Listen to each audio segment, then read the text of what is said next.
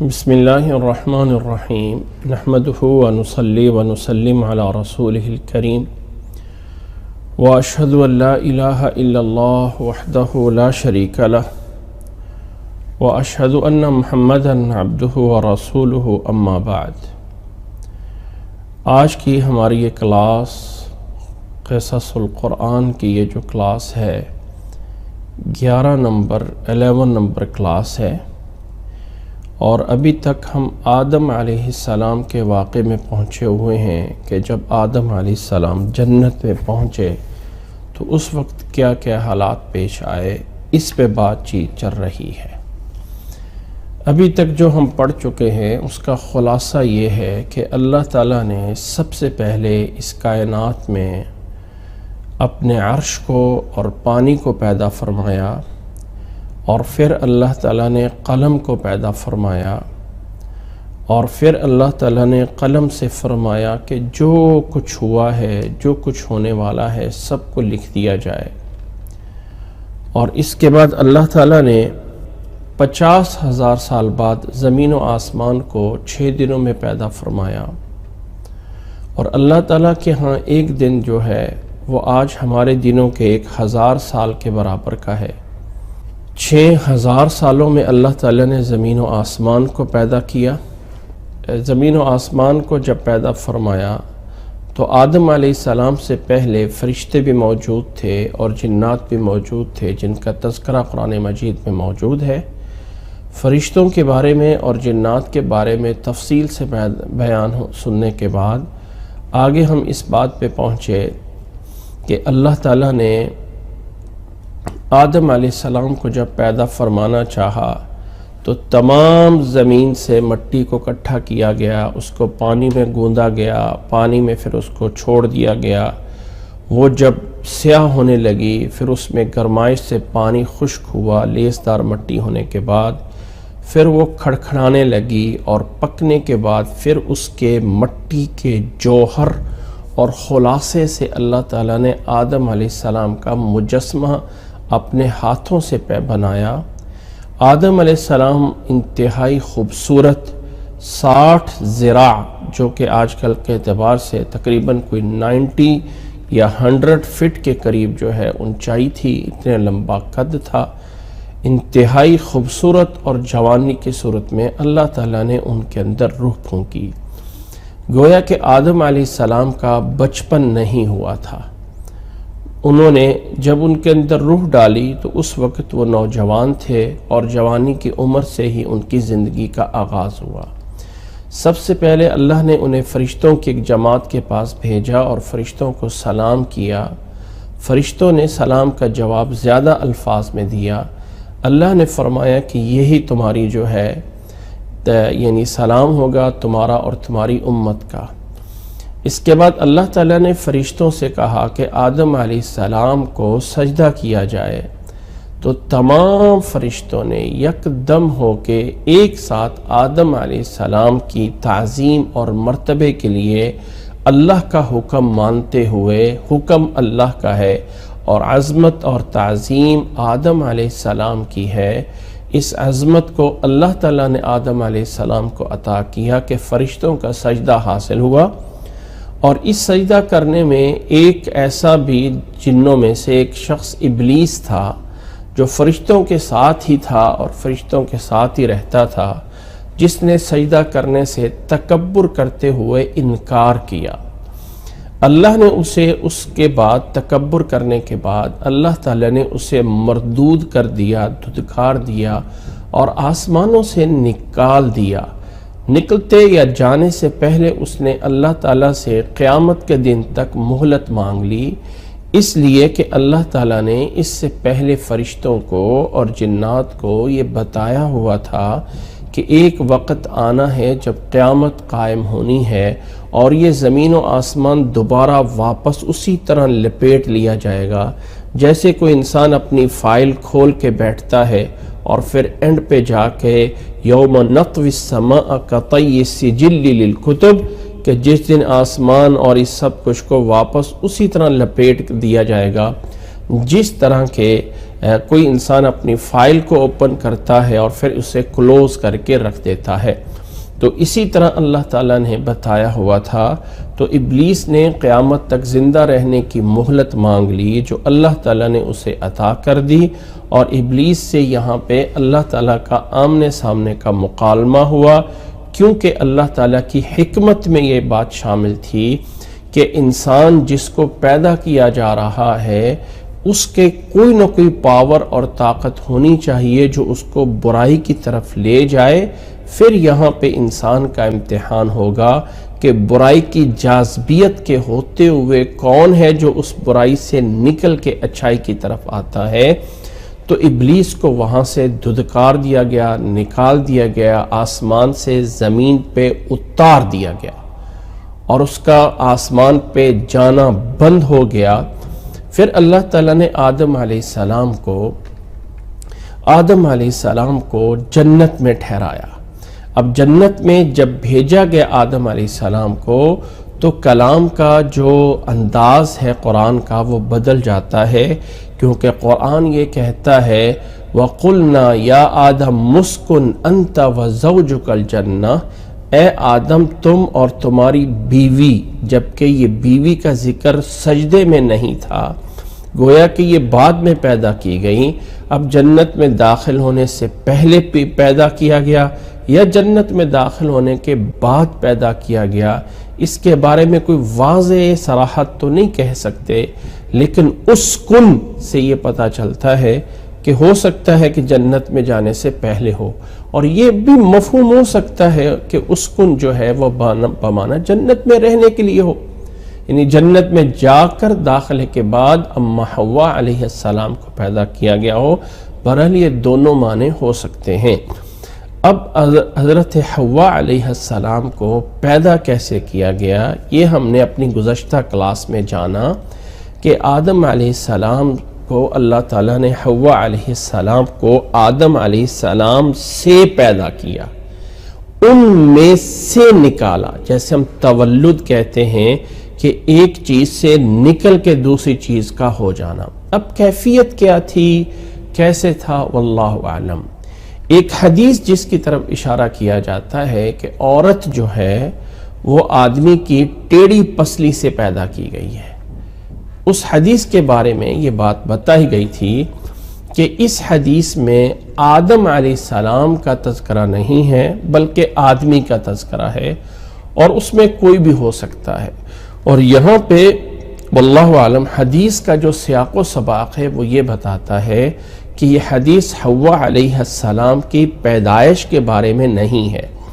بلکہ یہ حدیث جو ہے ایک عورت کی طبیعت، اس کی فطرت بتانے کے لیے ہے کہ عورت کی خلقت ایسے ہے جیسے کہ انسان کی ٹیڑھی پسلی ہے، کیونکہ اللہ کے نبی صلی اللہ علیہ وسلم نے اس حدیث کے شروع میں اور اینڈ میں فرمایا تھا استوصوا بالنساء خیرا، کہ عورتوں کے ساتھ بھلائی کرتے رہو، اچھائی کرتے رہو۔ ان کی خلقت اور طبیعت جو ہے وہ ایک ٹیڑھی پسلی کی طرح ہے، اس ٹیڑھی پسلی کو سیدھا کرنا چاہو تو ٹوٹ جائے گی، بس سیدھی نہیں ہوگی، لہٰذا ٹیڑھا رہتے ہوئے اس سے فائدہ اٹھاؤ تو یہ تمہارے لیے بہتر ہے۔ یہ اس حدیث کا معنی ہے، واللہ عالم زیادہ بہتر ہے۔ حضرت حوا علیہ السلام کو بھی پیدا کیا گیا اور جنت میں ٹھہرا دیا گیا۔ اب جنت میں شیطان نے آ کے وسوسہ ڈالا، اور اللہ تعالیٰ نے آدم علیہ السلام کو فرمایا تھا کہ شیطان تمہارا دشمن ہے، اور گزشتہ کلاس میں ہم نے کافی آیات سامنے پہ رکھی تھیں جن سے یہ مفہوم نکالا تھا کہ آدم علیہ السلام کو جس نے وسوسہ ڈالا اس کا آدم علیہ السلام کے سامنے مکالمہ ہوا، بات چیت ہوئی، کہا میں تجھے ایسے درخت کی طرف بتا رہا ہوں جس کو جو ہے۔ اب اللہ تعالیٰ نے آدم علیہ السلام کو جنت میں صرف ایک درخت کھانے سے منع فرمایا تھا، جس کی کوئی وضاحت نہیں ہے کہ وہ کون سا پھل تھا، کون سا درخت تھا جس کو کھانے سے منع فرمایا تھا، لہٰذا اس پہ جو ہے قیاس آرائیاں نہیں کی جا سکتی ہیں۔ آدم علیہ السلام کو جب اللہ تعالیٰ نے منع فرما دیا تھا تو آدم علیہ السلام جو ہے، آدم علیہ السلام اس کے بعد آدم علیہ السلام کو یعنی جب اللہ تعالیٰ نے منع فرمایا تو شیطان نے آ کے بات کر کے سامنے انہیں وسوسہ پیدا کیا، اور یہ بات گزشتہ کلاس میں تفصیل سے جانی گئی تھی کہ وہ شیطان ابلیس نہیں تھا۔ ابلیس کو سجدے سے انکار کرنے کے فوری بعد آسمان سے دھدکار کے زمین پہ اتار دیا گیا تھا، فَخْرُجْ مِنْهَا فَاهْبِطْ مِنْهَا۔ تو آدم علیہ السلام کو جنت میں ٹھہرایا گیا، تو وہ شیطان، اگرچہ ابلیس بھی شیطان ہے لیکن شیطان ایک عام لفظ ہے، جتنے بھی جیسے ہم سورۃ ناس کے آخر میں پڑھتے ہیں من الجنۃ والناس، اے اللہ تعالیٰ تیرے حفاظت میں آتا ہوں خناس الوسواس سے، اور وہ وسوسے ڈالنے والا جنوں میں سے ہو یا انسانوں میں سے ہو۔ تو شیطان انسان بھی ہو سکتا ہے اور جن بھی ہو سکتا ہے۔ تو اس ابلیس کے کرندے اور اس کی فوج آسمانوں پہ آ جا سکتی تھی، انہیں اجازت تھی آسمانوں تک جانے کی، فرشتوں میں رہنے کی، فرشتوں کے باتیں سننے کی، سب انہیں جو ہے وہ اجازت تھی۔ تو یہ والے شیاطین ابلیس کی اس فرد واحد شخصیت کے علاوہ جو دوسرے شیاطین تھے، ان میں سے کوئی ایک شیطان آدم علیہ السلام کے سامنے جنت میں جاتا ہے اور انہیں بات کر کے پھسلاتا ہے اور انہیں وسوسہ ڈالتا ہے۔ تو آدم علیہ السلام جو ہیں وہ تھوڑے سے دھوکے میں آ گئے شیطان کی باتوں میں، اور اس درخت سے کھا بیٹھے جس سے اللہ نے منع فرمایا تھا۔ اب جنت میں اللہ تعالیٰ نے آدم علیہ السلام کو ایک مخصوص لباس دیا ہوا تھا جو جنت کا لباس ہے، اور یہاں پہ یہ سمجھ لیجئے کہ جنت میں یہ جو لباس دیا گیا تھا، کب دیا گیا ہے لباس، یہاں پہ صراحت نہیں ہے کہ پیدا ہونے کے فوری بعد یا ان کو جو ہے وہ جنت میں داخلے کے بعد۔ یہ انسان کی عزت اور احترام یہ ہے کہ اللہ تعالیٰ نے آدم علیہ السلام کو پیدا کرنے کے فوری بعد لباس پہنا دیا تھا، اور پھر جنت میں جانے کے بعد جنت کا لباس پہنا۔ جب درخت میں سے کھایا تو جنت کا لباس آہستہ آہستہ اترنے لگا، یکدم نہیں، تو جنت کے پتے جو ہے وہ رکھ کر اپنے آپ کو چھپانے لگے۔ تو تب اللہ تعالیٰ نے آدم علیہ السلام کو مخاطب کیا کہ اے آدم، تجھے اس سے منع نہیں کیا گیا تھا؟ تو آدم علیہ السلام نے فرمایا کہ اے اللہ، میں نے جو ہے وہ غلطی کر بیٹھا۔ اور پھر اللہ تعالیٰ نے آدم علیہ السلام کو ہی وہ کلمات سکھائے جن کے ذریعے توبہ جو ہے وہ کی جاتی ہے، جس کا تذکرہ سورۃ اعراف میں آیا ہے۔ فرمایا ربنا ظلمنا انفسنا وَإِن لَّمْ تَغْفِرْ لَنَا وَتَرْحَمْنَا لَنَكُونَنَّ مِنَ الْخَاسِرِينَ۔ یہ دعا فرمائی اور اللہ تعالیٰ نے آدم علیہ السلام کی توبہ جو ہے وہ قبول فرما لی، کیونکہ اللہ تعالیٰ نے سورۃ بقرہ کی آیت نمبر 37 میں فرمایا ہے فَتَلَقَّى آدَمُ مِن رَّبِّهِ كَلِمَاتٍ فَتَابَ عَلَيْهِ إِنَّهُ هُوَ التَّوَّابُ الرَّحِيمُ۔ فتلقى آدم علیہ السلام نے وصول کیا، ریسیو کیے، حاصل کیے اپنے رب کی طرف سے کلمات اور توبہ کی، تو اللہ نے توبہ قبول فرمائی، کیونکہ اللہ تعالیٰ توبہ قبول کرنے والا اور رحم کرنے والا ہے۔ تو اس طرح کر کے آدم علیہ السلام کی توبہ قبول ہو گئی اور وہ غلطی معاف ہو گئی۔ اس غلطی کی بنیاد پہ زمین پہ نہیں اتارے گئے، بلکہ آدم علیہ السلام کا پیدا کرنا ہی زمین کے لیے تھا، کیونکہ جب آدم علیہ السلام کو پیدا کرنے سے پہلے جب اللہ تعالیٰ نے، ہم اس واقعے کو جب ہم سورۃ بقرہ میں پڑھتے ہیں تو وہاں پہ سورۃ بقرہ میں آدم علیہ السلام کا واقعہ شروع کرنے سے پہلے آیت نمبر 29 میں بتایا ہے هُوَ الَّذِي خَلَقَ لَكُمْ مَا فِي الْأَرْضِ جَمِيعًا ثُمَّ اسْتَوَىٰ إِلَى السَّمَاءِ فَسَوَّاهُنَّ 7 سماوات وَهُوَ بِكُلِّ شَيْءٍ عَلِيمٌ۔ یہ تمہید ہے یہ آیت آدم علیہ السلام کے واقعے کی، جس میں اللہ نے فرمایا ہے هُوَ الَّذِي خَلَقَ لَكُمْ مَا فِي الْأَرْضِ جَمِيعًا۔ اللہ تعالیٰ نے زمین میں جو کچھ ہے وہ تمہارے لیے بنایا ہے۔ تو آدم علیہ السلام کا پیدا کیا جانا ہی اصل میں زمین کے لیے تھا، نہ یہ ہے کہ ان کا پیدا کیا جانا آسمانوں کے لیے یا جنت کے لیے تھا، کیونکہ اللہ تعالیٰ نے اس آیت کے بعد جب فرشتوں کا جو ہے وہ تذکرہ کیا ہے آدم علیہ السلام کے پیدا ہونے کا، تو اس میں صاف یہ الفاظ بتائے ہیں وَإِذْ قَالَ رَبُّكَ لِلْمَلَائِكَةِ إِنِّي جَاعِلٌ فِي الْأَرْضِ خَلِيفَةً، اللہ نے فرشتوں سے فرمایا تھا میں زمین میں خلیفہ بنا رہا ہوں۔ تو آدم علیہ السلام کا پیدا کیا جانا وہ تھا ہی زمین کے لیے۔ تو آدم علیہ السلام کی غلطی کی وجہ سے زمین پہ نہیں اتارے گئے، بلکہ آدم علیہ السلام کو پیدا کرنے کے بعد تمہیداً اللہ تعالیٰ نے جنت میں ٹھہرایا، یا کچھ وقت کے لیے جنت میں ٹھہرایا کہ اس جنت کا پتہ چل جائے جہاں واپس لوٹ کے آنا ہے کہ وہ جنت کتنی نعمتوں والی ہے، کتنا اس میں راحت اور سکون ہے۔ اس غرض سے آدم علیہ السلام کو وہاں پہ ٹھہرایا گیا، اور وہ ٹھہرانا کوئی ابدی یا ازلی نہیں تھا، اور وہ جنت المأوا تھی، نہ یہ ہے کہ زمین کی کوئی جنت یا باغ تھا۔ کیونکہ کچھ لوگ یہ بھی کہتے ہیں کہ آدم علیہ السلام کو زمین پہ اتار دیا گیا تھا، اور جس جنت میں ٹھہرایا گیا تھا وہ زمین کا کوئی باغ تھا، کیونکہ عربی میں باغ کو بھی جنت کہا جاتا ہے، اور وہ جنت یعنی کسی بھی باغ کو عربی میں جنت، تو آدم علیہ السلام کو دنیا کی کسی جنت میں، لیکن صحیح بات یہ ہے کہ اس سے مراد وہ جنت المأوا ہے جو جنت اللہ نے قیامت کے بعد اللہ تعالیٰ نے مسلمانوں کو عطا کرنی ہے، کیونکہ وہ حدیث جس میں قیامت کا تذکرہ آتا ہے، حدیث شفاعہ کے نام سے معروف روایت ہے کہ انسان سب سے پہلے آدم علیہ السلام کے پاس سفارش کے لیے جائیں گے قیامت والے دن، تو آدم علیہ السلام معذرت کر دیں گے کہ میں نے اس جنت میں جو ہے وہ درخت کھایا تھا، میں نے اس جنت میں درخت کھایا تھا، اس لیے جو ہے وہ میں تمہاری سفارش نہیں کر سکتا ہوں۔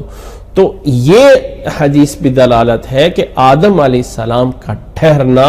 وہ جنت المأوا، یعنی اللہ تعالیٰ نے جو مومنوں کے لیے ٹھکانہ اور مأوا بنایا ہے اسی جنت میں ٹھہرائے گئے تھے، اور وہ دنیا کا کوئی باغ یا باغیچہ نہیں تھا۔ الغرض آدم علیہ السلام کی توبہ قبول ہوئی، اور توبہ قبول ہونے کا مطلب یہ نہیں ہے کہ ان کو جنت سے نکال دیا گیا۔ اب اگر ہم کہیں کہ آدم علیہ السلام کی توبہ بھی قبول ہو گئی اور پھر جنت سے بھی نکال دیا، تو وہ قبولیت کیسی ہے جس میں جنت سے بھی نکال دیا گیا ہو؟ کیونکہ یا تو کہنا کہ گناہ معاف کر دیا تو پورا ہی معاف کر دیا تھا۔ اللہ تعالیٰ نے سورۃ قصص میں جیسے موسیٰ علیہ السلام کا ایک واقعے میں بیان فرمایا ہے نا، قال رب انی ظلمت نفسی فاغفر لی فغفر له انه هو الغفور الرحیم۔ موسیٰ علیہ السلام نے بھی کہا تھا اللہ میں نے اپنی جان پہ ظلم کر لیا ہے، اللہ مجھے معاف فرما دے۔ آدم علیہ السلام کے بھی یہ الفاظ تھے ربنا ظلمنا انفسنا، تو اللہ نے موسیٰ علیہ السلام کو جب بھی معاف کیا تو پورا کیا۔ اسی طرح حضرت یونس علیہ السلام کا جو واقعہ بیان ہوتا ہے اس میں بھی یہ ہے وَظَنُّونِ إِذْ ذَهَبَ مُغَاضِبًا فَظَنَّ أَن لَّن نَّقْدِرَ عَلَيْهِ فَنَادَى فِي الظُّلُمَاتِ أَن لَّا إِلَٰهَ إِلَّا أَنتَ سُبْحَانَكَ إِنِّي كُنتُ مِنَ الظَّالِمِينَ۔ اللہ نے فرمایا فَاسْتَجَبْنَا لَهُ وَنَجَّيْنَاهُ مِنَ الْغَمِّ وَكَذَٰلِكَ نُنجِي الْمُؤْمِنِينَ سورۃ انبیاء میں۔ تو یونس علیہ السلام کی بھی لغزش اللہ نے معاف فرمائی، موسیٰ علیہ السلام کی بھی لغزش اللہ نے معاف فرمائی۔ اسی طرح آدم علیہ السلام کا زمین پہ اترنا ان کے گناہ کی وجہ سے نہیں تھا، وہ اللہ نے معاف فرما دیا تھا۔ پھر جب وہ جنت کا ٹائم پورا ہوا تو پھر اللہ تعالیٰ نے آدم علیہ السلام کو زمین پہ اتار دیا۔ اب وہ جو زمین پہ اتارا جانا ہے اس کی کیفیت یا اس کا طریقہ یا کہاں اتارے گئے یہ ہم انشاءاللہ تعالی آگے چل کے جو ہے وہ جانیں گے، اور اس سے پہلے چند ایک واقعات پہ بات کرنی ہے جو کہ جنت میں جانے سے پہلے ہوئے یا جنت میں جانے کے بعد ہوئے یا زمین پہ اتارے جانے کے بعد ہوئے، اس میں کوئی صراحت نہیں ہے، لیکن اتنا صراحت ضرور ہے کہ یہ واقعات شروع میں ہوئے، اور شروع میں جنت میں بھی ہو سکتے ہیں، جنت میں داخلے سے پہلے بھی ہو سکتے ہیں، لہٰذا اس کے زمن اور ٹائم فریم چونکہ کنفرم نہیں ہے تو لیکن واقعات اس ٹائم کے ہیں، اس لیے جنت میں اتارے جانے سے، زمین پہ اتارے جانے سے پہلے ہم ان واقعات کا ذکر کرتے ہیں، جن میں پہلا واقعہ ہے یہ آج کا العہد والمیثاق۔ اللہ تعالیٰ نے آدم علیہ السلام سے اور آدم علیہ السلام کی ساری کی ساری ذریت اور اولاد جو قیامت تک آنی ہے اس سے ایک وعدہ لیا تھا، الست بربکم، کیا میں تمہارا رب نہیں ہوں؟ سب نے کہا بلا بلا، کیوں نہیں، یقیناً تو ہمارا رب ہے، یعنی ہمیں پالنے والا ہے، ہمیں سب کچھ دینے والا ہے، ہماری ضروریات پوری کرنے والا ہے۔ اس کا تذکرہ اللہ تعالیٰ نے قرآن مجید کے اندر سورۃ اعراف کے اندر آیت نمبر 172 سے لے کے 174 میں اس طرح تذکرہ فرمایا ہے، اعوذ باللہ من الشیطان الرجیم، وَإِذْ أَخَذَ رَبُّكَ مِن بَنِي آدَمَ مِن ظُهُورِهِمْ ذُرِّيَّتَهُمْ وَأَشْهَدَهُمْ عَلَىٰ أَنفُسِهِمْ، یاد کرو جب اللہ تعالیٰ نے بنی آدم کو ان کی پیٹھوں سے یعنی نکالا اور گواہ بنایا، عَلَىٰ أَنفُسِهِمْ، اپنی ذات پہ، اور یا ان کو نکالا ان کی ذات پہ، ان کو گواہ بنایا، یعنی تم کس کے بندے ہو، کیا ہو اس چیز کا، اور خلاصہ یہ ہے فرمایا الست بربکم، کیا تمہارا رب نہیں ہو؟ قالوا بلا، سب نے کہا یقیناً آپ ہمارے رب ہیں، شہیدنا، ہم نے گواہی دی، شہیدنا، ہم نے گواہی دی۔ اور اللہ نے یہ اخذ ربک کا اس کی علت اور سبب یہ ہے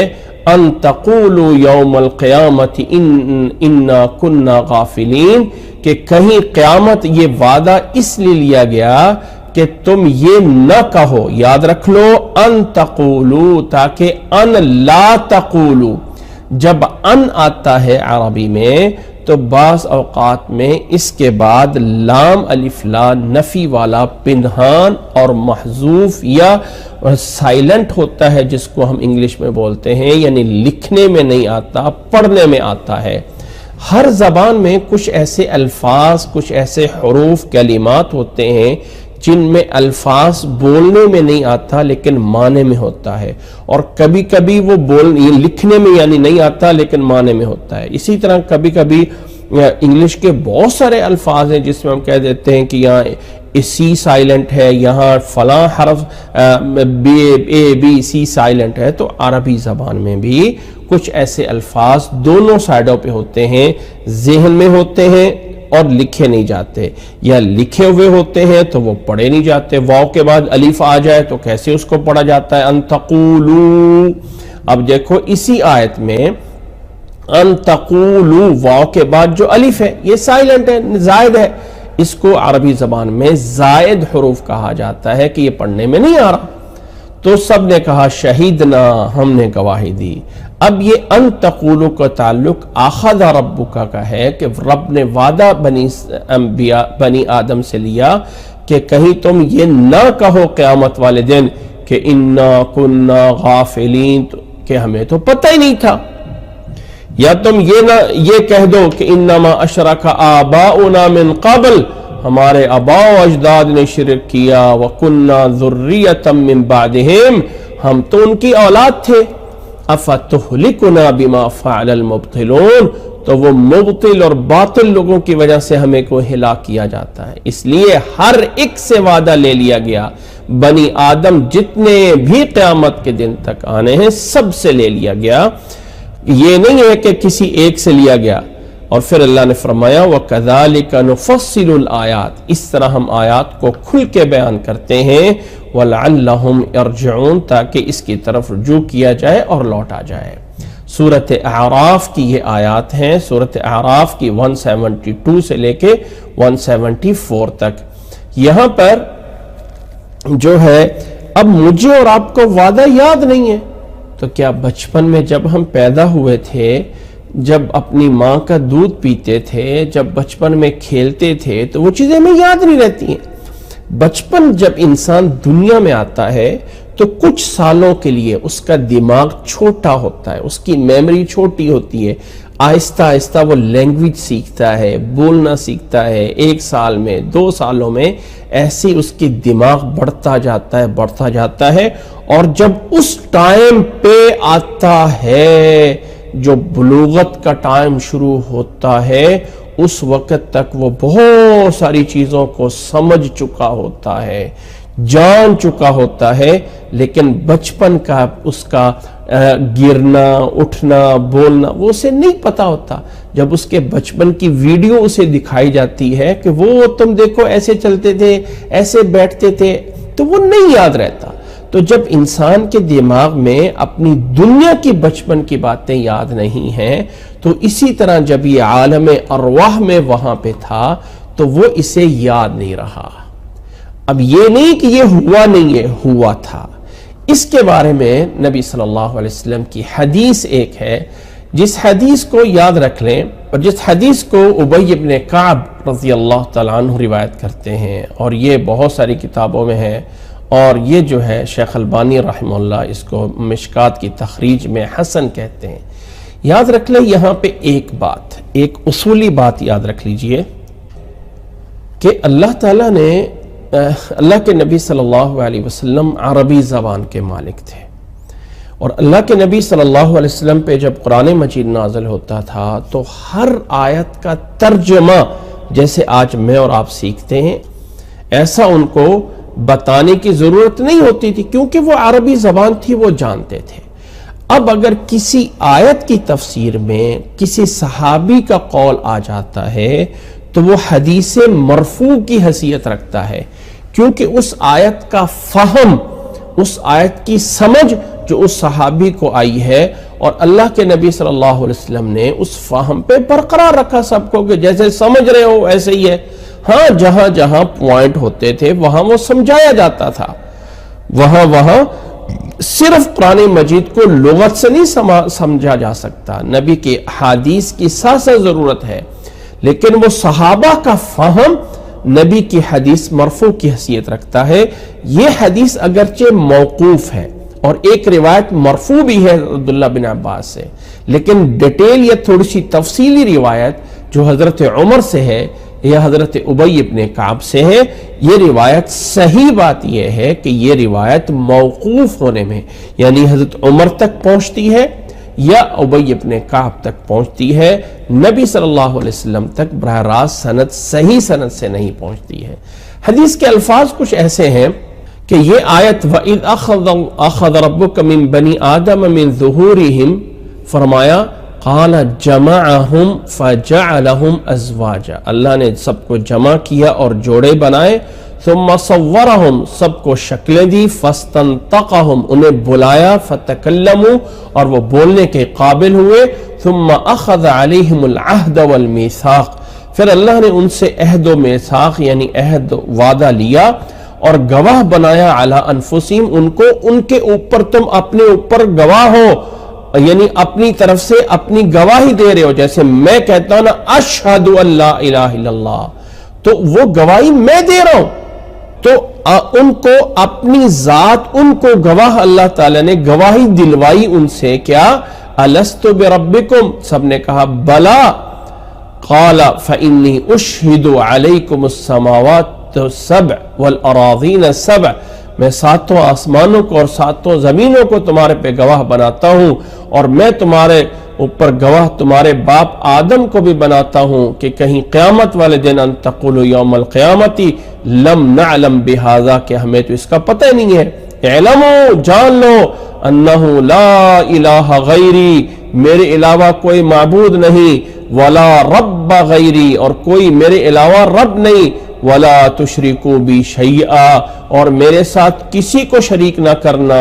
انی سارسل الیکم رسلی، میں اپنے رسول تمہاری طرف بھیجتا رہوں گا، یذکرونکم عہدی و میثاقی، جو میرے اس عہد و پیمان کو تمہیں یاد کرواتے رہیں گے، وانزل علیکم کتبی، اور اپنی کتابیں نازل کرتا رہوں گا، قالوا شہدنا بانک ربنا والہنا لا رب لنا غیرک، سب نے کہا ہم نے گواہی دی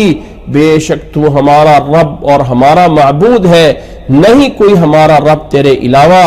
ولا الہ لنا غیرک، اور تیرے علاوہ کوئی ہمارا معبود نہیں، فاقروا بذلک، اس پہ ان کا جو ہے وہ اس پہ ان کا اقرار لے لیا گیا، یعنی ان سے بول کے اقرار کروا لیا گیا، وَرَفَعَ إِلَيْهِمْ آدم، اور آدم علیہ السلام بھی اٹھائے گئے جو دیکھ رہے تھے ان سب کی طرف، جس میں انہوں نے غنی اور مالدار کو بھی پہچانا، خوبصورت اور بدصورت کو بھی جانا، قال رب لولا سویت بین عبادک، آدم علیہ السلام نے کہا اللہ اپنے ان تمام بندوں کو برابر کیوں نہیں کر دیا، قال انی احببت ان اشکر، فرمایا اللہ نے مجھے پسند ہے کہ میرا شکر ادا کیا جائے، جب نعمت ہوتی ہے نا پھر اس کی قدر ہوتی ہے، ورأى الانبیاء فیہم مثل السرج علیہم النور، اور پھر آدم علیہ السلام نے اس مخلوق میں انبیاء کو بھی دیکھا جو چراغ کی طرح روشن تھے، خصوا بمیثاق آخر فی الرسالہ، جن سے ایک دوسرا وعدہ بھی نبوت اور رسالت کا لیا گیا ہے، اور وہ اللہ تعالیٰ کا دوسرا فرمان ہے وَإِذْ أَخَذْنَا مِنَ النَّبِيِّينَ مِيثَاقَهُمْ، یہ دوسرا فرمان، یہ حدیث ابی ابن کعب سے روایت ہے، اور اس شیخ البانی رحمہ اللہ اس کو مشکات کی تخریج میں حسن الاسناد موقوف روایت کہتے ہیں کہ یہ اس صحابی تک پہنچتی ہے۔ اسی طرح ایک دوسری روایت ہے حضرت عبداللہ بن عباس رضی اللہ تعالیٰ عنہ سے، جو شرح العقیدہ طحاویہ میں شیخ البانی رحمہ اللہ اس کو صحیح کہتے ہیں کہ ان اللہ اخذ المیثاق من ظہر بنی آدم بنعمان، کہ اللہ تعالیٰ نے آدم علیہ السلام کی پیٹھ سے اس کی اولاد کو نکال کے وعدہ لیا تھا بنعمان، نعمان میں، اب نعمان کے دو معنی کیے گئے ہیں، یوم عرفہ یا مکان عرفہ، یعنی عرفہ کے میدان میں یا یوم عرفہ میں، دونوں الفاظ آئے ہیں حدیث میں، یعنی یوم عرفہ یا یعنی عرفہ، یعنی عرفہ کی جگہ پہ ہو تو ظاہر ہے کہ زمین پہ اترنے کے بعد یہ وعدہ لیا گیا، اور اگر یوم عرفہ ہو تو عرفہ کا کوئی دن تھا جو اللہ تعالیٰ کے ہاں وہ دن اسی کے مطابق ہوتا تھا تو وہاں پہ وعدہ لیا گیا، اخرج من صلبہ کل ذریت، اللہ نے ساری کی ساری ذریت کو آدم علیہ السلام کی پیٹھ سے نکالا، فنثرها بین یدیہ، اور سامنے پھیلایا، ثم کلمہم قبلا، پھر سامنے کلام کیا، الست بربکم قالوا بلا، یہ آیات جو ہے وہ مبتلیون تک جیسے پیچھے آیات گزری ہیں یہاں تک جو ہے افتہلکنا بما فعل مبتلون، یہاں تک اس حدیث میں آیات جو ہے وہ پڑھی، اور یہ روایت بھی شیخ البانی رحمہ اللہ اس کو صحیح قرار دیتے ہیں۔ ان دو روایتوں کی بنیاد پہ یہ واقعہ پیش آیا کہ اللہ تعالیٰ نے انسان کو، یہاں سے ہمیں ایک اور بات ثابت ہوتی ہے کہ آدم علیہ السلام کو جب اللہ تعالیٰ نے پیدا فرمایا تو اس کے اندر اللہ نے اپنی روح پھونکی، اب روح کیا ہے؟ اللہ کے حکم کا نام ہے، تو وہ روح جتنی تھی اللہ تعالیٰ کے حکم سے اللہ تعالیٰ نے آدم علیہ السلام کی پیٹھ سے نکالا، اور اللہ تعالیٰ ہر کچھ کرنے پہ قادر ہے، ایسا نہیں ہے کہ کیسے کیا، اور کیا پھر وہ جو روحیں ہیں وہ واپس عالم ارواح میں رہ رہی ہیں، اور کیا اب وہ وہاں پہ ہے، ایسا کچھ ہمارے سامنے معلومات نہیں ہے، جو رب نے ہمیں بتایا ہم اس پہ ایمان لاتے ہیں، اور جو ہمارے رب نے ہمیں نہیں بتایا ہم اس ڈیٹیل میں گھس کر اپنی طرف سے باتیں نہیں بناتے ہیں۔ ربنا آمنا بما انزلت واتبعنا الرسول فاکتبنا مع الشاہدین، ہم اس پہ ایمان لاتے ہیں کہ جو ہمارے رب نے بیان فرمایا وہ برحق ہے، ہم اس پہ ایمان لاتے ہیں۔ الغرض آدم علیہ السلام کے ساتھ یہ وعدہ ساری اولاد کو سامنے نکال کے اللہ تعالیٰ نے کلام کی اور یہ وعدہ لیا، جس کے الفاظ جو ہے قرآن مجید میں مختصر ہے، اور وہ یہ ہے الست بربکم قالوا بلا اقررنا۔ یہ ہے اس بات کی دلیل، اقرار اللہ نے لیا، گویا کہ سب نے بول کے اس کا جو ہے وہ اقرار کیا، قرار اپنا ایک سٹیٹمنٹ بیان کیا، اپنا ایک بیان دیا، ہم گواہی دیتے ہیں، وہ اقرار لیا۔ اور انسان کو اللہ تعالیٰ نے پیدا ہونے کے بعد، اب یہ ہے ایک رائے، یا یہ غالب ہے یا زیادہ تر اس واقعے کا یہی معنی لیا جاتا ہے۔ ہاں شیخ ابن تیمیہ رحمہ اللہ ایک اس میں مخصوص اپنی رائے رکھتے ہیں، اور یہ فرماتے ہیں کہ یہ چونکہ روایات ایسی ہیں کہ ہر روایت میں کچھ نہ کچھ ضعف پایا جاتا ہے، جیسے کہ حضرت عمر کی روایت یا ابی ابن کعب کی روایت تو موقوف ہے، نبی صلی اللہ علیہ وسلم تک تو بات نہیں پہنچتی، وہ تو صحابی تک پہنچتی ہے۔ اب صحابی کے درمیان میں بھی ایک راوی مسلم ابن یسار ہے عمر کی روایت میں، جن کا حضرت عمر سے ملاقات نہیں ہے، تو یہ روایات کیسے ہو گئیں؟ یہ ایک اگرچہ بہت زیادہ جب روایات ہوتی ہیں تو کسی ایک مسئلے کے بارے میں زیادہ تر لوگوں سے تو وہ جمع ہو کر حسن کے درجے کو پہنچ جاتی ہیں، لیکن بہرحال ان کا موقف یہ ہے کہ یہ وعدہ جو الستو والا وعدہ تھا، یہ ایسا نہیں ہے کہ اللہ نے بالکل سامنے آمنے نکال کے کلام کیا ہو، بلکہ یہ ایک فطرت ہے، اللہ نے اس فطرت پہ انسان کو بنایا، کہ یہ وہ فطرت ہے، جیسے کہ حدیث میں آتا ہے نا کہ نبی صلی اللہ علیہ وسلم نے فرمایا کل مولود یولد علی الفطرہ، ہر ایک بچہ جو پیدا ہوتا ہے وہ اپنی فطرت سلیمہ، اور فطرت سلیمہ کا معنی کہ وہ اوریجنل جو اللہ نے دماغ میں بات رکھی ہے، یا اللہ تعالیٰ نے جس اوریجنل چیز پہ انسان کو بنایا ہے، وہ ہے انسان کا جو ہے دین اسلام، اللہ کی وحدانیت اور اللہ تعالیٰ کی توحید، وہ اللہ نے فطرت میں داخل کیے۔ پیدا ہونے کے بعد جب انسان بچہ بڑا ہوتا ہے تو ماں باپ اس کو مجوسی یا یہودی یا وہ بنا رہے ہوتے ہیں، جبکہ انسان اصل اپنی خلقت میں مسلمان ہے، اور یہ مسلمان ہونا وہ ہے وعدہ رب سے جو فطرت کا لیا گیا ہے، الست بربکم۔ اس کو آپ یوں سمجھ لیں کہ جیسے اللہ تعالیٰ مشرکین سے کہتا ہے، مشرکین سے اللہ تعالیٰ قرآن مجید میں جو ہے وہ یہ کہتا ہے، ذرا یہ آیت اگر ہم سامنے رکھیں، اللہ تعالیٰ قرآن مجید میں یہ کہتا ہے مشرکوں سے بات کرتے ہوئے کہ ما کان للمشرکین ان یعمروا مساجد اللہ شاہدین علی انفسہم بالکفر، سورہ توبہ کی آیت نمبر 17 ہے کہ کسی مشرک کے لیے لائق نہیں ہے کہ وہ اللہ کے مساجد کی تعمیر ان کو آباد کرے، اس حال میں کہ اپنے اوپر گواہی دینے والے ہوں کفر کی۔ اب شاہدین اگرچہ گرامر کے اعتبار سے حال بنتا ہے، لیکن شاہدین کا معنی تو گواہی دینے والے ہوتے ہیں۔ کیا مشرکین بول کر گواہی دیتے تھے ہم اللہ کے کافر ہیں؟ نہیں، وہ اپنے زبان حال سے، اپنی حالت اور کیفیت سے ظاہر کرتے تھے کہ وہ اللہ سے کفر کرتے ہیں، زبان سے بولتے نہیں تھے، جبکہ اللہ نے کہا شاہدین علی انفسہم بالکفر، اپنے آپ پہ کافر ہونے کی گواہی دیتے ہیں، تو ان کا کوئی حق نہیں اللہ کے گھروں کو آباد کریں۔ اب یہ ہے اپنے آپ پہ گواہی ان کا دینا وہ زبان حال سے تھا، وہ ان کی کیفیت سے تھا۔ تو اس سے یہ آیت جو ہے جس میں وعدہ لیا گیا ہے، اللہ تعالیٰ نے کہا کہ سب سے وعدہ لیا گیا میں تمہارا رب ہوں،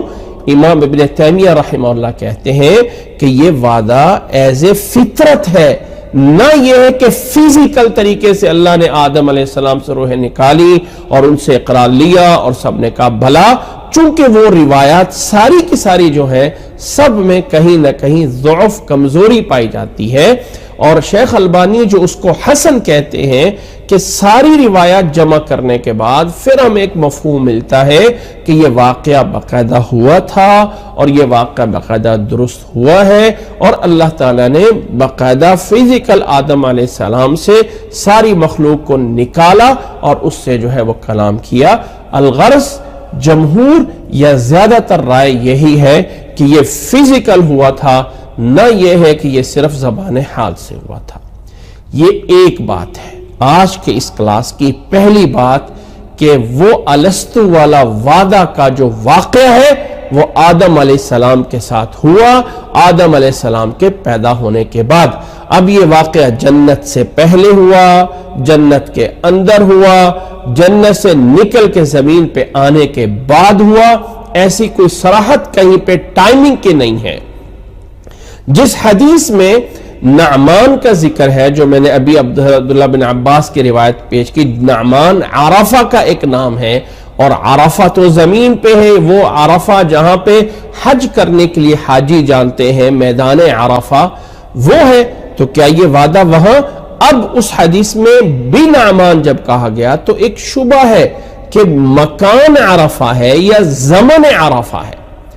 یوم عرفہ تھا جس میں وعدہ لیا گیا یا مکان عرفہ تھا، لہٰذا یہ وعدہ زمین پہ ہے یا آسمان پہ ہے، قرآن مجید میں اس کی کوئی صراحت نہیں ہے، اور جس چیز کو قرآن مجید نے صراحت نہیں کی ہے اس میں بحث کرنا یہ ہے، اس کی ضرورت نہیں ہے،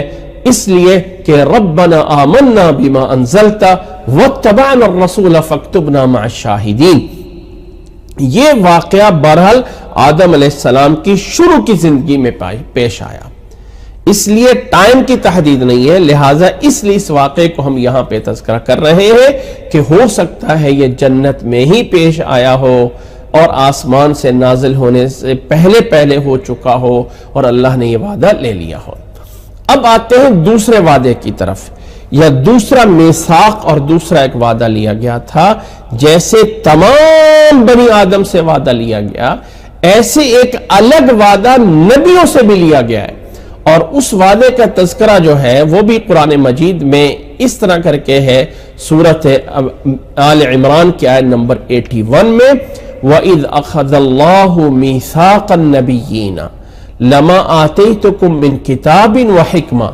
ثم جاءكم رسول مصدق لما معكم لتؤمنن به ولتنصرنه قال أأقررتم وأخذتم على ذلكم إصري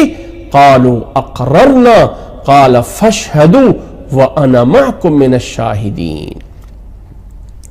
یاد کرو جب ہم نے نبیوں سے وعدہ لیا کہ اللہ تعالیٰ نے وعدہ لیا کہ بسبب اس کے کہ جو تمہیں کتاب دی گئی ہے، حکمت دی گئی ہے، اس وجہ سے تم سے یہ میثاق اور وعدہ لیا جا رہا ہے کہ اس کے بعد اگر تمہاری زندگی میں کوئی رسول آ جائے، جاءکم رسول یہاں پہ نکرہ ہے، معرفہ نہیں ہے، بظاہر آیت کا معنی یہ ہے کہ تمہارے پاس کوئی بھی رسول آ جائے جو اللہ کی طرف سے ہو، مصدق لما معکم، وہ تمہاری تصدیق کرنے والا ہو جو تمہارے پاس بھیجا گیا ہے، یعنی اللہ کی طرف سے رسول آ گیا اس حال میں کہ تم نبی ہو اور تمہاری اندر جو ہے کوئی رسول آ گیا جو تصدیق کرنے والا ہو، گویا کہ اللہ کی طرف سے کوئی یہاں پہ رسول نکرہ ہے، میں بتا رہا ہوں، تو تمہارا اس پہ ایمان لاؤ گے، اس کی مدد کرو گے، یہ اس کا وعدہ لیا گیا، تمام نبیوں سے اس کا وعدہ لیا گیا۔ قال اقررتم واخذتم على ذلكم اصری، سب نے کہا، اللہ نے فرمایا کیا تم اقرار کرتے ہو؟ واخذتم على ذلكم اصری، اور اس پہ یہ پختہ عہد لیتے ہو؟ قالوا اقررنا، سب نے کہا ہم نے اقرار کیا۔ فرمایا فشہدو، تم بھی گواہ بنو اور میں بھی تمہارے ساتھ گواہوں میں بنتا ہوں، وَأَنَا مَعَكُم مِّنَ الشَّاهِدِينَ، یہ سورۃ آل عمران کے آیت نمبر 81 میں موجود ہے۔ تو یہ وعدہ نبیوں سے ایک الگ سے وعدہ لیا گیا تھا جسے میثاق النبیین کہا جاتا ہے۔ اب اس آیت کے بارے میں بھی 3 رائے موجود ہیں۔ ایک یہ ہے کہ یہ آیت جرنل ہے،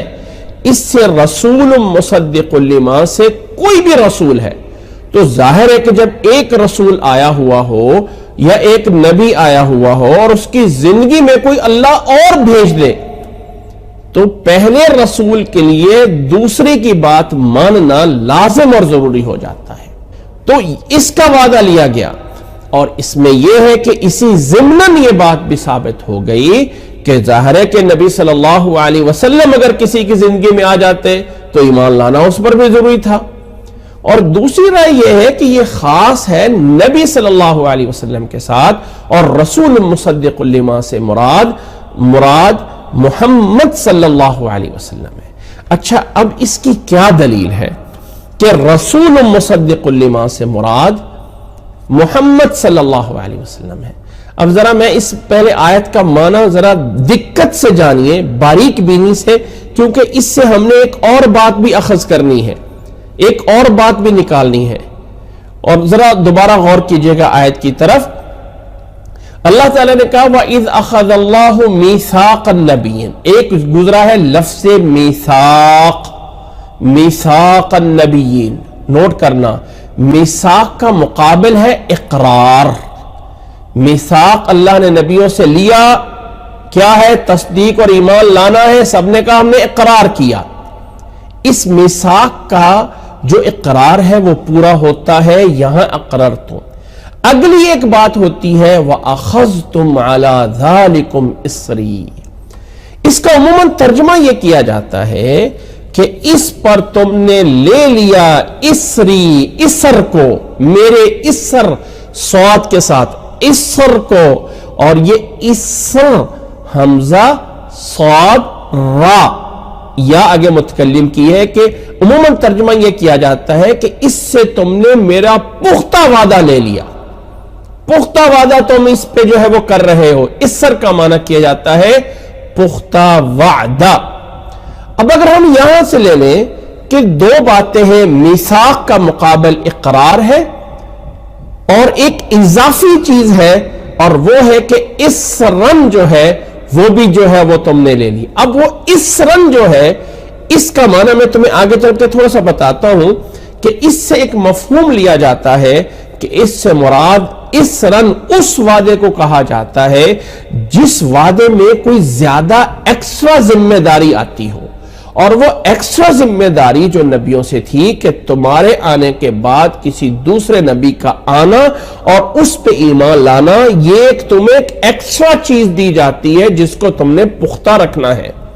اور وہ ایکسٹرا چیز یہ ذمہ داری ہے کہ میرے زمانے میں کسی نبی کے زمانے میں دوسرا نبی آ جائے یا اس کے بعد دوسرا نبی آ جائے تو اس کی بات مانی جائے گی. یہ ہے اس کا اسرا.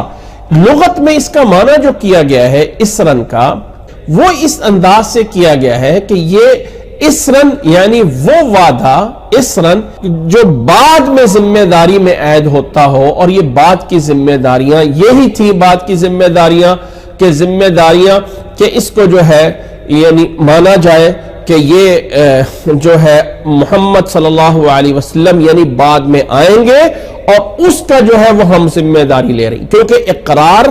مقابل ہے میثاق کے. اور اخذتم علی ذالکم اسری، ایک اور میرا پختہ وعدہ، وہ جو اور میرا پختہ وعدہ ہے اس سے اشارہ نکالا گیا ہے کہ اس سے مراد نبوت محمد صلی اللہ علیہ وسلم ہے. اور اس کے بارے میں بھی اب اگلی دوسری رائے پھر وہی رائے ہے کہ یہ باقاعدہ فزیکل کوئی وعدہ نہیں تھا، یعنی انبیاء کو نکالا گیا اور وعدہ لیا گیا، بلکہ یہ بات ایز اے فطرتن ہوئی تھی. ہر نبی کی فطرت میں اس بات کو رکھ دیا گیا، یعنی یہ وعدہ فزیکل نہیں ہوا جیسے الستو والا ہوا ہے، ایسے یہ بھی کوئی فزیکل نہیں، بلکہ ہر نبی کی فطرت میں یہ رکھا گیا. ہر نبی کی فطرت میں یہ بات رکھی گئی کہ میرے بعد جو ہے وہ اگر تمہارے بعد کوئی رسول آ جائے تو اس کی بات ماننا ہے. اور یہ ان کے اندر تھا. جیسے کہ اگر آپ لوگوں کو یاد ہو تو اللہ تعالیٰ نے قرآن مجید میں حضرت عیسیٰ علیہ السلام کا ایک بات نقل کی ہے قرآن مجید میں کہ حضرت عیسیٰ علیہ السلام نے وَإِذْ قَالَ عِيسَى ابْنُ مَرْيَمَ يَا بَنِي إِسْرَائِيلَ إِنِّي رَسُولُ اللَّهِ إِلَيْكُمْ مُصَدِّقًا لِمَا بَيْنَ يَدَيَّ مِنَ التَّوْرَاةِ ومبشرا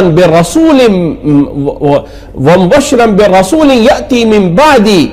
اسمہ احمد فلما جاءہم بالبینات قالوا هذا سحر مبین. یہ ہر نبی کی فطرت میں تھا کہ بعد میں آنے والے نبی کی وہ بشارت دیتے گئے. الغرض یہ دو وعدے اللہ تعالیٰ نے تمام مخلوق سے، انسانوں سے لیا. ایک وعدہ جس میں نبی بھی ہے اور باقی بھی ہے، یا اللہ تعالیٰ نبیوں سے ایک الگ سے بھی وعدہ لیا کہ اپنے بعد میں آنے والے نبی اور رسول کو یا اپنے محمد صلی اللہ علیہ وسلم کے آنے کو ایمان لاؤ گے؟ تو سب نے کہا ہم مانیں گے. یہ دو حوادث یا دو واقعات آدم علیہ السلام کی اس شروع کی زندگی میں ہوتے ہیں. اب یہاں پہ جب یہ واقعات کمپلیٹ ہوتے ہیں تو پھر آدم علیہ السلام کو جنت سے زمین پہ اتارا جاتا ہے اور وہ مرحلہ آتا ہے کہ آدم علیہ السلام اب زمین پہ اترتے ہیں. اب یہ جو زمین پہ اترنے والا مرحلہ ہے، یہاں ہم جانے سے پہلے ایک ایکسٹرا چیز اور ایک فائدہ، چونکہ یہ آیت پڑھی ہے تو اس آیت کے ضمناً ایک ہم فائدہ، ایک پوائنٹ جس کا اس گویا کے کلاس سے تعلق نہیں ہے لیکن اس کا تھوڑا سا تعلق بنتا ہے، اس لیے میں اس کو بھی یہاں وضاحت کر دینا چاہتا ہوں. آپ میں سے بہت سے لوگوں کو یاد بھی ہوگا کہ سورۃ بقرہ کی آخری دو آیتیں ہیں اور آخری دو آیتوں کی بڑی فضیلت ہے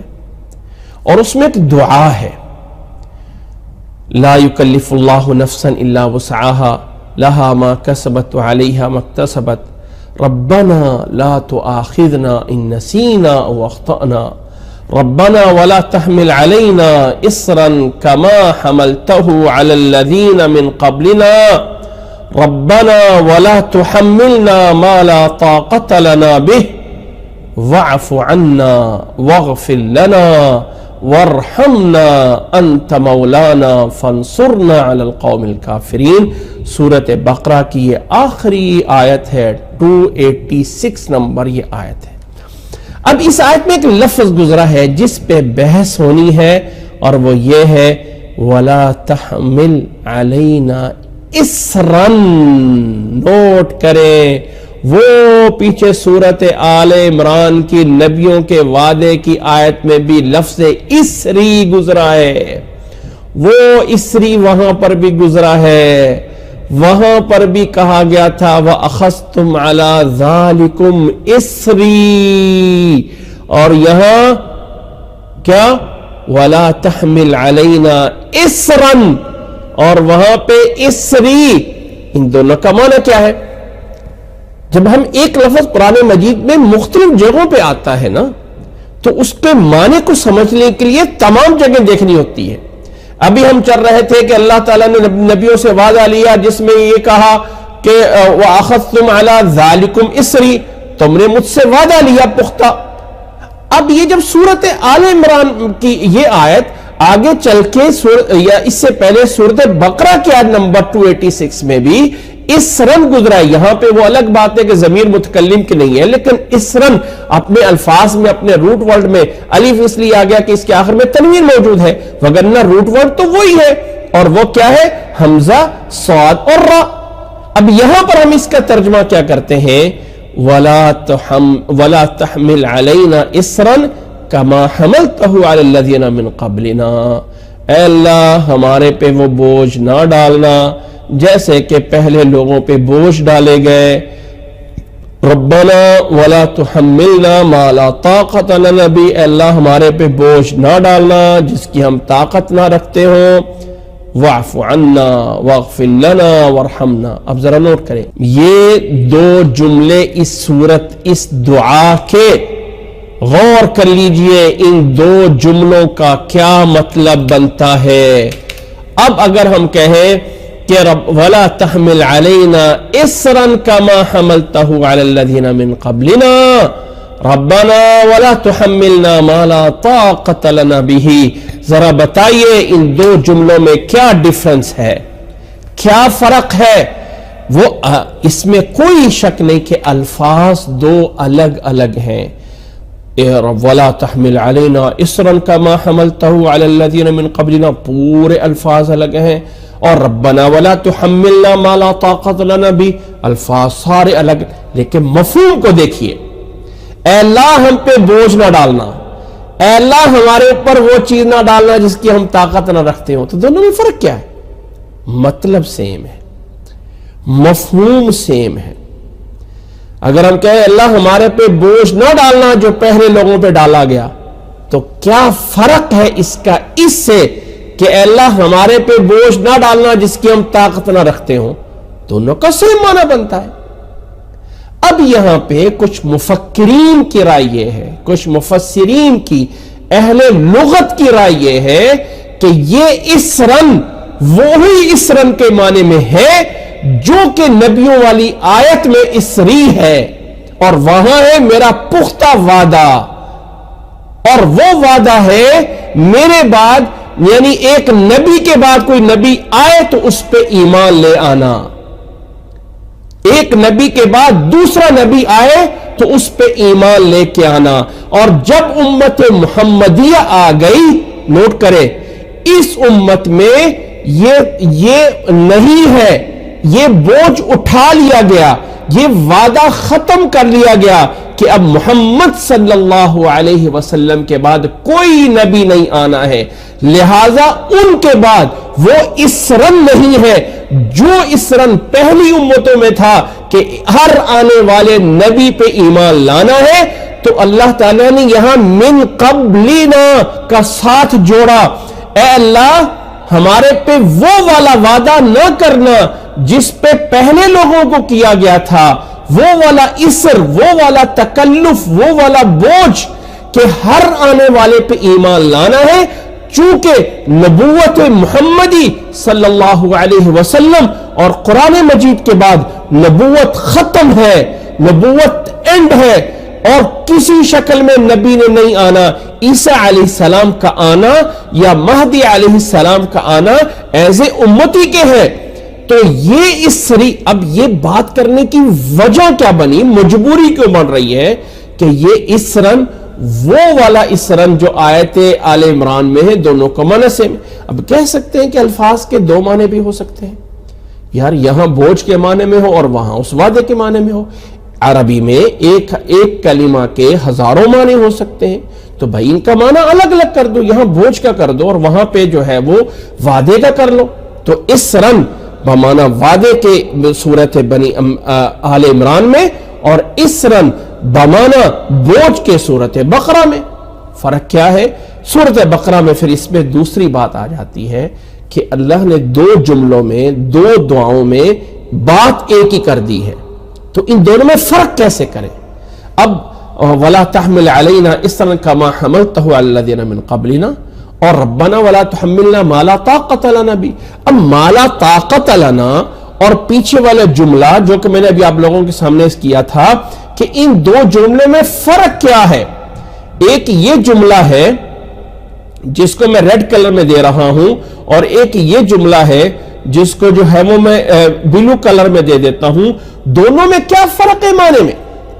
اللہ ہم پہ بوجھ نہ ڈالنا جیسے پہلے پہ ڈالا، تو دوسرے جملے کا بھی اگرچہ الفاظ بدلے ہوئے لیکن معنی کے اعتبار سے تو چیز ایک ہی بنتی ہے کہ جس پہ ہم طاقت نہ رکھتے ہوں وہ ہمارے پہ نہ ڈالنا۔ تو یہ ایک پوائنٹ میں نے آپ لوگوں کو رائے دینا چاہتا ہوں، اپنے دماغ کو ذرا کھولیے اور قرآن مجید میں تدبر اور غور کرنے کے لیے، کیونکہ جب قرآن مجید اللہ کی ایک ایسی کتاب ہے جس میں ایک ایک لفظ اور ایک ایک کلمہ میں اتنا کچھ پنہا اور پوشیدہ ہوتا ہے کہ قیامت تک لوگ یہ باتیں نکالتے رہیں گے، سمجھتے رہیں گے۔ اس قرآن مجید کے عجائب کبھی ختم نہیں ہوں گے۔ اس قرآن مجید کے تدبر سے وہ چیزیں نکلیں گی جو انسان جو ہے وہ سمجھ سکتا ہے۔ اب یہاں پہ میں نے لفظ اسرن کا معنی بتانے کے لیے کہ اس کے دو معنی ہیں، ایک بوجھ کا معنی اور ایک جو ہے وہ پختہ وعدہ، یہ دو لفظ کے معنی ہیں۔ عموماً یہ دو کیے جاتے ہیں، لیکن ایک رائے کے مطابق یہ بھی ہے کہ یہ معنی دونوں جگہوں پہ ایک ہی معنی ہے، اور وہ ہے بعد کے نبی کو ماننے کا اقرار کرنا۔ وہ والی بات اس امت سے اٹھا لی گئی، اس لیے کہا گیا وَلَا تَحْمِلْ عَلَيْنَا إِصْرًا. اب محمد صلی اللہ علیہ وسلم کے بعد کسی اور نبی کے بعد کی بات ماننا، یا اللہ ہم سے یہ اٹھا لے، اور وہ اللہ نے ختم کر دی. اور آگے کہا ربنا ولا تحملنا ما لا طاقت لنا بھی. بہرحال یہ ایک دو رائے، لیکن مشہور اور جس پہ جمہور ہے، جس پہ اکثر مفسرین کی رائے یہ ہے کہ لفظ اسرن کے دو معنی ہیں. پختہ وعدے کے معنی میں بھی آتا ہے اور بوجھ کے معنی میں بھی آتا ہے. سورۃ بقرہ کی آیت میں بمعنی بوجھ کے ہے. قرآن مجید سورۃ بقرہ کی آیت نمبر آخری آیت میں اسرن بمعنی بوجھ، تکلف، شاق، وہ مشقتیں جو پہلی امتوں نے اٹھائی تھیں اس کے لیے لفظ اسرن بولا گیا ہے. اور انسان کو اس کے علاوہ کوئی اور ایسا جو ہے وہ تکلف میں ڈال دیا جائے جو پہلی امتوں میں بھی نہ ہو تو اس کے لیے دوسرا جملہ ہے. مفسرین کی یہ رائے غالب ہے اور اکثریت اس میں ہے، اور یہ بات ایز اے فائدے کے طور پہ میں نے بتائی ہے تاکہ ہمیں جو ہے یہ بات سمجھ آ جائے. لفظ اسرن کوئی بندہ کسی وقت جا کے کہہ سکتا ہے کہ دیکھو سورۃ بقرہ کی آیت نمبر اسرن میں بوجھ کا معنی کر رہے ہو اور یہاں آیت کے اندر آپ کے اسرن کا وعدہ کر رہے ہو، تو دونوں کا فرق بتاؤ. تو یہ لفظ کا فرق بتانے کے لیے میں نے اشارہ کر دیا ہے کہ وہ وعدہ جو اللہ تعالیٰ نے نبیوں سے لیا تھا اس کے لیے دو جملے اللہ نے بولے. ایک اقررنا وَأَخَذْتُمْ عَلَى ذَلِكُمْ اسری، دو باتیں کہی ہیں، اور وہاں اسری کا معنی ہے پختہ وعدہ لیا اللہ نے. امید ہے کہ انشاءاللہ تعالی آج کی یہ بات ہمیں سمجھ آ گئی ہوگی. آج کی اس کلاس کا خلاصہ یہ ہے کہ آدم علیہ السلام کو زمین پہ اتارے جانے سے پہلے یا اس کے بعد کے دو حادثات کا ذکر ہوا ہے. آدم علیہ السلام کی توبہ قبول ہوئی اور جنت سے نکلنا ان کے گناہ کی وجہ سے نہیں تھا، یہ بات پکی کی گئی. اور پھر دو واقعات کا تذکرہ ہوا، ایک پوری انسانیت سے وعدہ لینا اور ایک جو ہے صرف اور صرف نبیوں سے وعدہ لینا. یہ آدم علیہ السلام سے اللہ تعالیٰ نے دو وعدے لیے تھے. اس کے بعد آدم علیہ السلام کا زمین پہ اتارے جانا، کہاں پہ اتارے گئے، کیا واقعات ہوئے، کیفیت اترنا کیا تھا، انشاءاللہ تعالی یہ ہم انشاءاللہ تعالی آئندہ کلاس میں جو ہے وہ جانیں گے. اللہ سے دعا ہے کہ جو کچھ آج ہم نے اس کلاس میں جو ہے وہ بیان کیا ہے، اللہ ہمیں اسے جو ہے وہ سمجھنے کی اور اللہ تعالی ہمیں اس پہ جو ہے وہ ایمان لانے کی توفیق عطا فرمائے. اور میں اسی آیت کو دوبارہ دہراتا ہوں، ربنا آمنا بما انزلت واتبعنا الرسول فاکتبنا مع الشاہدین. ربنا آمنا بما انزلت، اے اللہ جو کچھ تو نے نازل کیا ہے ہم اس پہ ایمان لاتے ہیں. فاکتبنا مع الشاہدین، اے اللہ ہمارا شمار ان لوگوں میں کر دیجئے جو گواہی دینے والے ہوں. جزاکم اللہ احسن الجزاء وآخر دعوانا ان الحمد للہ رب العالمین.